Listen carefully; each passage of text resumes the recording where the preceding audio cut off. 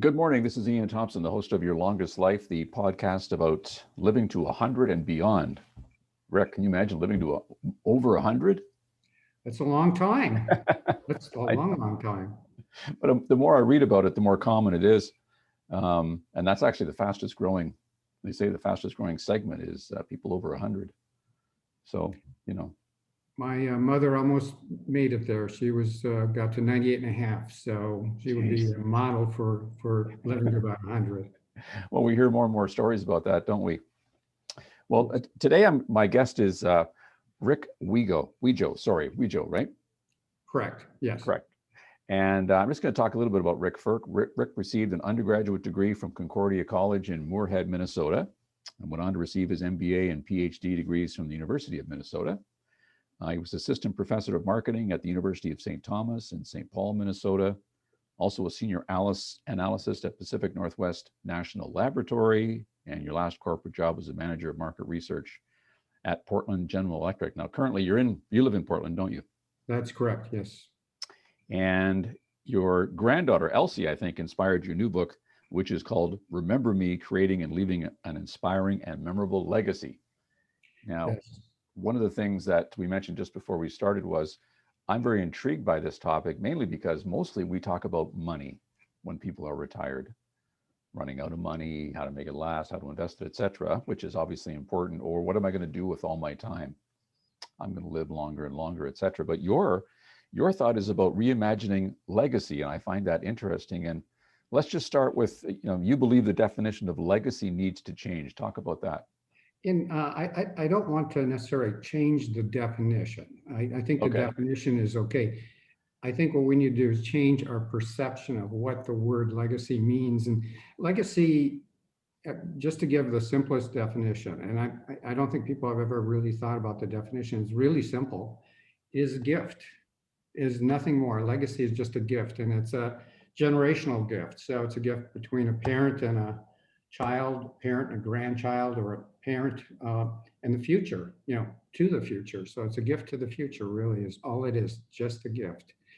And I think a lot of people think of legacy. They use the example of the Indiana Jones movie where Mm. he's got his hat on and the adventure of finding all this antiquities, these dusty old antiquities. And the analogy to me is it's like when you turn, I think people turn 50, 55 and start maybe thinking a little bit, well, I think they look back and say, Mhm. I think in many ways the perception is to turn around, look behind them and say, what have I achieved? Right. In a sense of, well, there's something there. And I think the concept of legacy is it's a gift. And maybe instead of looking back, particularly when we have such long retirements now, Yeah. maybe we need to turn 180 degrees and Okay. look forward and look to the future and say, I have time. I want to give gifts to the future. I want the world to be a better place. I want my family to be happier. I want things to be better. Why not look to the future and say, what else can I add? There may be some things behind that I've achieved that Right. will be wonderful gifts. But what else can I do in the future? What wonderful things can I do in the future? And I mentioned, I think in the article that you saw, a great example is Bill Gates. Hmm. And Bill Gates, I mean, is probably the most successful entrepreneur in the world, one of the top five, probably. And, if you think he could sit on his legacy, I mean, man, he created a company He sure and did. it's worth billions. And when he turned 50, he made a conscious decision. I think it's fascinating to say, I'm going to transition away from being the CEO from Microsoft. And I'm going to focus more and more, and I think now it's almost exclusively all of his time on the Bill and Melinda Gates Foundation. Right. So now that's a pivot. Now that is a pivot. And maybe that's a great model for many of us. So when we're thinking of retirement or we're thinking of that transition, it's not to keep thinking about the old and the past and just the historic, but maybe it's time to pivot. And maybe in retirement, that's a great way to think of how do I pivot and look forward.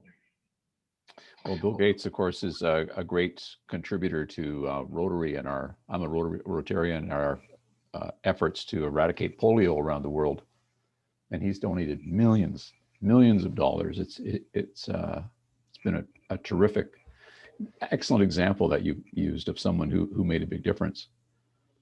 Let's go back to your granddaughter, the inspiration. Hey, I've got a granddaughter now. Did that make you kind of go wake up?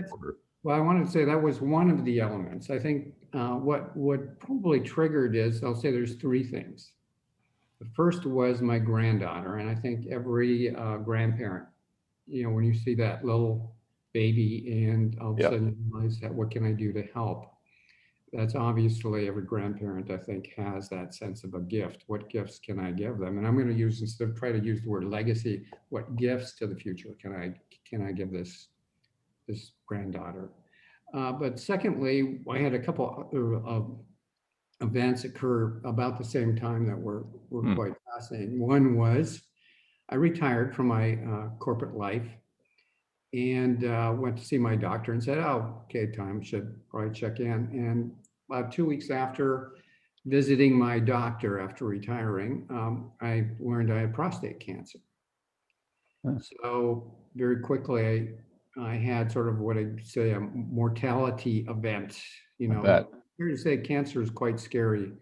And luckily, I had the experience of having it, very early stage, so very treatable. But at that second, hearing the word cancer is frightening. Mm-hmm. Third thing is, as a retiree, I think everyone has those boxes they've accumulated in their home, and I was going through a lot of them and selling stuff on eBay and cleaning things out. And one of the boxes I opened was some of the memorabilia from my father, and I thought, I'll just eBay, and they were just old coins. I mean, I was like, why do I? And it dawned. I stepped back, and it was the realization. Now, what do I have that's for me to remember my father with? And I realized I have a few things, but that might be one of the few items. And it was his history. He was in World War II. He spent a lot of time in Australia, and the coins were British coins. Actually, they're about 150-year-old coin. And it's beat up. I mean, it's a beat up old coin, but I know it was in his army box. Yeah. That coin, I was thinking of actually selling it. And it was just shocked to me, stunned me that I would actually do that. And I think it was the fact that the epiphany of having all three together, all of these events, I think just hit me and said, well, I need to do something. And that triggered the concept of, I wonder how I would create a legacy, and what is a legacy, and what is this whole process that I needed to go through. So I think it's important. It was all of them, and I think some people may have that mortality event that triggers it. And I've had some people who've gotten my book and reviewed it. And they were in the military. They were like in Afghanistan and stuff. And I think some kind of event like that's scary. It's probably a frightening event. All the grandchildren, and it could be the death of a parent or a close relative that I think can trigger that and say, to think about the future. I think that's critical. Do you think COVID will make more people recognize what you're talking about? I actually, I would hope so. And, if there was one positive thing about COVID, and there are not many positive things about COVID. Fair enough. We did have time. We did have time. And maybe we had too much time to be at home. Both my wife and I are now retired. And, early on, it was like we're almost terrified to leave our condo and, walk outside because of implications. So we have the time. And I think that's the value of it is the reflection of time and using that time and saying, And unfortunately, in the United States, we've had now over 400,000 people die. Over 400,000 people die. And in most cases, another tragedy of it is a lot of people want to put off thinking about legacy and the gifts. And most of the deaths are actually people, I looked in Oregon, and a lot of the daily deaths are people in their 90s and 80s and 70s. I mean, I think 80% of deaths are people Right. over 5. So it's people who probably would be, I mean, if you think of it, would have been valuable for them to have thought of what legacy, what gifts do I want to leave to the future, and how many of those 400,000, many of them in that age group hadn't. And I Right. think, Won't get that chance, or yeah, and I think that the tragedy of it is nobody wants to think these ways. I can put it off. I can put it off. I can yeah. put it off. And how many of those 400,000 put it off? It's so tragic. And you have the time now to reflect on it. So without thinking about a legacy, currently people just think, well, it'll just happen by osmosis. Somebody will just tell the stories that I have, or I mean, my dad passed away about 6 months ago, in not from COVID, but during this time, and he was in his early 90s, and so it's again topical for me. But that without making that definitive, hey, I need to write this down, or I need to put more work into it, it's just somehow going to come out in conversation at Christmas time. Oh yeah, I remember my dad did this, that, or the other thing.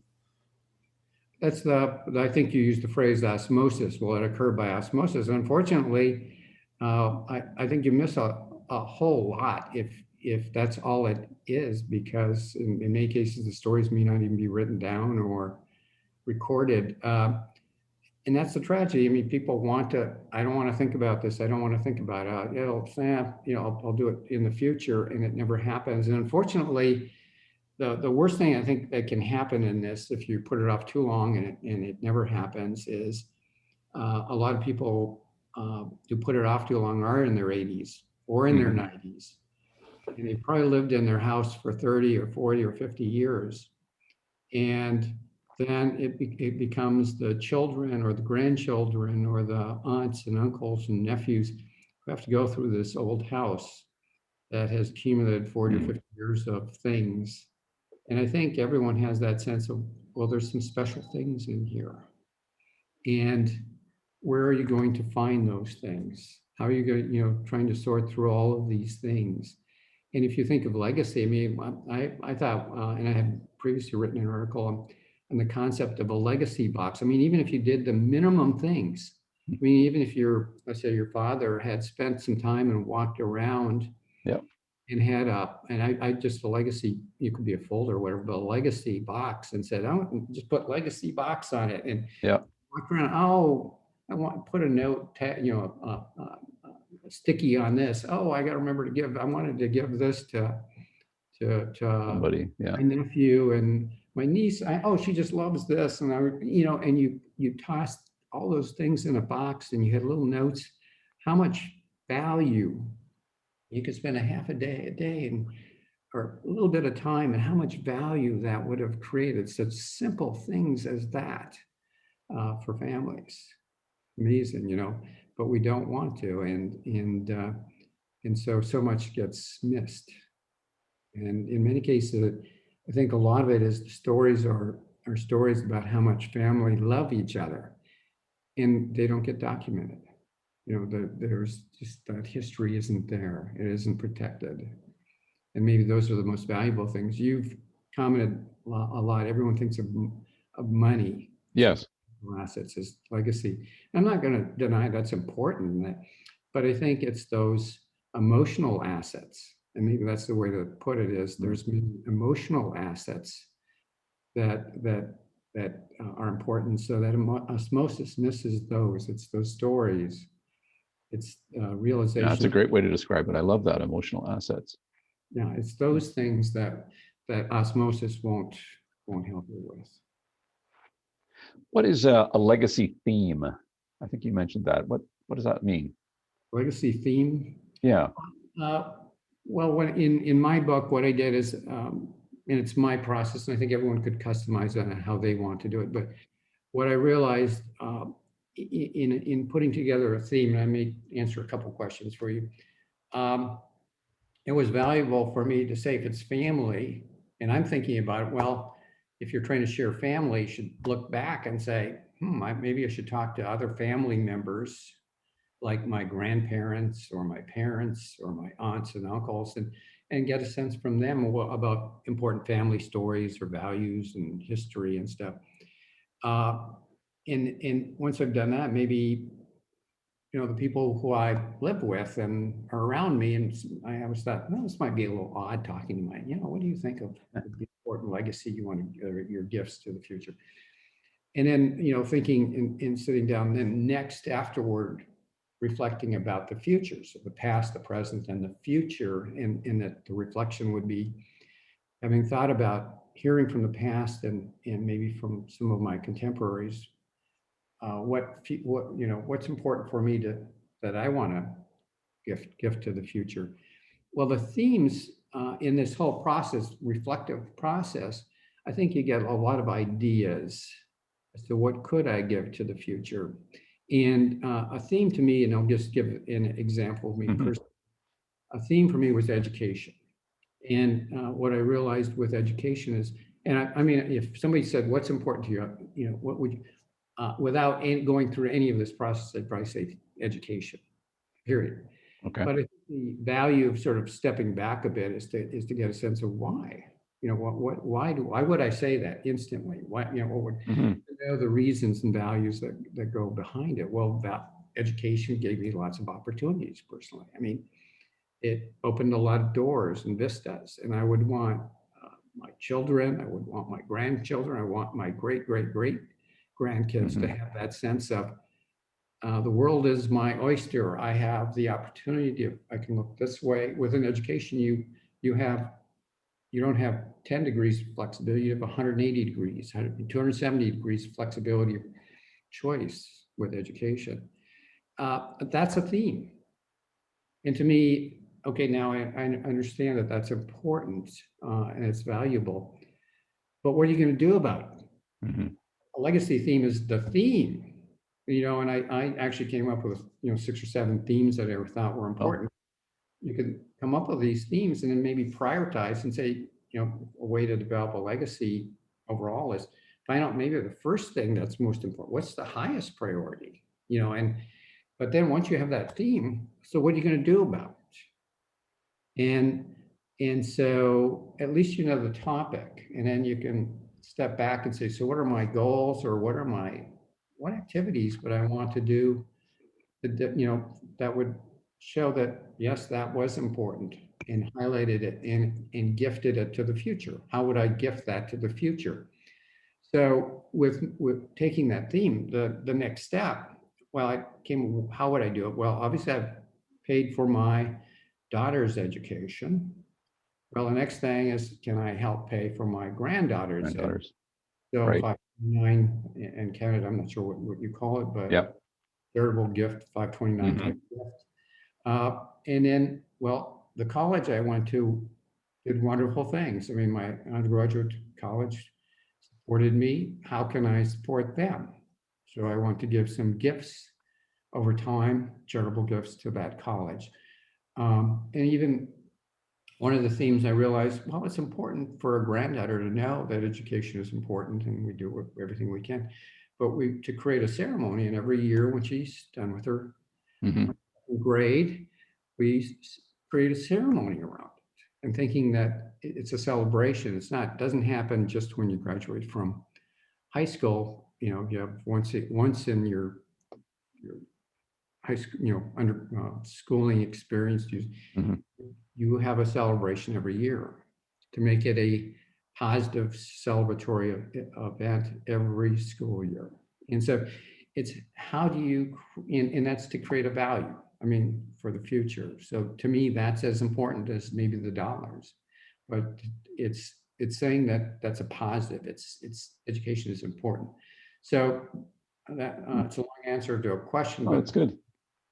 Is one of those things that when you're searching for what's important, maybe if you start with the broad concept, what is a theme, then you can work from there. And prioritizing themes is one way to say, I can't do everything, and I can do lots of things over time, but let me start with at least one thing and work with that theme. And have some progress. And then, oh, I have another theme and I can pick that one out. And I think one of the example of another theme, I think that a lot of people would have would be a family tree. Yeah, Right. you know, that's a classic theme, and there's a whole bunch of things you can do around family trees. So I think if you come up with that, that's one way through reflection and maybe even just starting the process, uh, saying what's important. So that was the whole concept there. I think one of the things I heard you say was that perhaps we take things for granted. So, granddaughters, children finish grade 3, 4, 5, 6, 7, 8, another year. Oh, there'll be another one next year. It just kind of rolls on. And what I heard you say is, hey, let's maybe slow it down a bit and look at this is a big deal because I've decided to make it a big deal, and therefore that's going to transfer. So it's creative, just sort of the family traditions. And I think people don't realize and that's a great place to look for um, understanding sort of gifts and legacy to the future is what are those traditions? And some might be really silly traditions, Mhm. but it's worth saying, I wonder why did we do that? And it could be because somebody a couple of generations ago, or a generation or two, this was important. And it was a way for them to signal to their family that this tradition is telling a little story, and if a lot of the traditions we have in our cultures are that why is this tradition important? Well, it to highlight something, and so it's a way to build your own tradition, and I'll give another. So it's not silly, but one of the things I am out as a white male, more older male. I'm not the most touchy-feely person in the world, and my background wouldn't ever make me that. But I know that as a theme, as a tradition, I don't tell my parents or my kids or my wife, I love them. It's very hard. I just don't. Okay. So one tradition that I've started, and I have it written down, is to go when we have Christmas together. I make a point to say to my children and grandchild and my wife and my son-in-law that I love them. And that is a tradition. Simple, but it's a way, because I don't do it naturally, Right. I added it. It's funny how awkward that can be. Huh? It's funny how awkward that can be, saying I love you to people that are in your family and you do, but we don't do it. Right. So I sort of forced that tradition. And now, actually, we had our Christmas early because our children moved to New Mexico and we happened to be there in early December. So we had our tradition, and actually, I didn't think of it because it was sort of a weird time to do it. But my son-in-law said, in tradition, I love you. Oh, And really? How awesome is that? so, and it's a very new tradition, but again, something as simple as that, and to support family, make sure people know that it's a simple thing. So, I mean, that can be a legacy, and it's a tradition as a way to communicate something important. And so it's those soft things. We always think of the financial things, but it's the emotional things, the soft things that you can build, you can create. And so, I think a lot of people say, well, I don't have any money. Right. I can't create a lake. No. We always default to money, don't we? We just do. Default money and assets and property and all that. You get this much, and No. If you think of, and then you can take, simple symbolism, that silly coin, this 19 or 1862 coin or whatever I have from my father, is a British beat up old coin. Maybe it's worth a couple bucks, but I mean, that coin, I've encapsulated it, I protected it. Great. I've written a story about it. Well, everyone's got those little things, and you can protect them, and you can write a story about it in a little notebook, or you can, anyone can do that. And that can be incredibly valuable. One of the questions I was going to ask you, but the more I'm listening to you, was how do you know when this is done? But really, it probably is never done. I think that's a good way to put it, because you can always, if you're always looking, if you stop looking back, you look forward, even if you're 92 years old, I bet you can think of something. And in a classic case of another great story, and I saw it somewhere else, was something as simple as a grandmother writing a simple little handwritten note and putting it in the mail to her granddaughter who's maybe in college, and say, "Oh, I miss you so much, and I love you dearly." Just think of that, the power of it. 92, 95 years old, the power of that, the beauty of it. So yes, you can continue. Even if you're 101, 102, 103 years old, yes, you can continue. And one of the things I wanted to say, what can we learn about ourselves through this exercise? I bet you quite a bit. Yes. I bet you, when you hold the mirror up to yourself and go, wow, that in itself is probably a whole nother awakening. Is that the right word? And I think the hard thing is if you ask somebody, so what legacy do you want to leave? It's like, I don't know. But if you start thinking about it, I mean, if you're breaking it down, like whether it's themes or how, and it could be a listing of what you think is important. However, I might do it by themes. People might say this story or this thing. I don't know why this thing is so important, but I've got these things in my life that I want to share. And you took each one of those and said, we have the COVID time. Let's say I'm going to spend a little time and spend a half an hour. Yeah. Why does this seem so important to me? Reflect about it. All of a sudden, I bet there's a story behind it. Also, you could put a couple of notes. Remember, this was important because of the relationship I had with this person who was so special, and that reflective time of identifying these things and being willing to spend the time. So I think the reflection is how you get to the meaning, and it's like that onion. You know something is important, and you have to peel it back and say, well, still don't quite understand. You peel it back, well, oh, I finally get it. In it's that process, I think, of the simple things. And it could be that I keep mentioning the legacy box, but it could be that you have that item in the box and you pull it out and look at it and say, well, maybe it's important, but if you think about it and reflect about it, there's probably a lot of history behind it that you can tell somebody.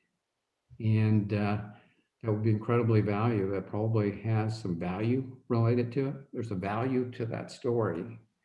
And in that tradition or in that story, there's some value that's hidden that you need to pull it out. And by telling the story, you probably brought it forward that some grandchild or child, great grandchild might look at 20 years after you're gone and say, oh, look at this story. And they see the story that you didn't, because they're looking at it through different eyes. And the story is obvious to them. And the value that's with it is obvious. It may have been hard for you to see, but the story was too close to you. But they could see it through different eyes. So. And we might tend to, those of us that are passing this on, we might tend to trivialize it a bit because, oh, it wasn't a big deal. It was 40 years ago this happened. It's no big deal, but maybe you thinking about it makes it a big deal for that next generation. No, now they see it as a big deal, even though I maybe didn't. And that's part of, I think, slowing down, isn't it? I mean, we're all going so fast. What's next? What's next? And retirement, the classic thing, I think all baby boomers are probably, we think too much of vacations, and we think of, we're going to do this and this and have this fine glass of wine and go out to dinner, and, we're enjoying our life away and stuff. If you think of legacy in the amount of time, we have lots of time.